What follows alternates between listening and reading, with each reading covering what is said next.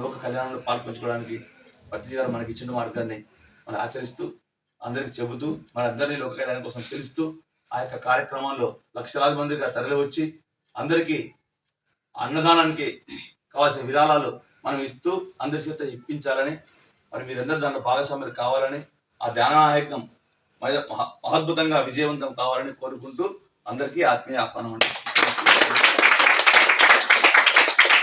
Okay friends, ఈరోజు మనకు వనపర్తి జిల్లాలో వనపర్తి టౌన్లో మూల చైతన్య పిరమిడ్కు మనకి ఈసారి బ్రహ్మర్షి పితామహ సుభాష్ పత్రిజీ మన గురువు గారు ఇక్కడికి వచ్చేసిండు. చూడండి, మనకి ఎంతో ఆనందకరం. వనపర్తి జిల్లాలో ఎంతో ప్రచారం నడుస్తుంది, వనపర్తి టౌన్లో కూడా ప్రచారం నడుస్తుంది. ఇదే మూల చైతన్య పిరమిడ్లో ప్రతి సోమవారం పౌర్ణానికి అమావాస్యకి ఖచ్చితంగా ప్రతి ఒక్కరు కొత్త వాళ్ళు రావాలనే కాన్సెప్ట్ మనది.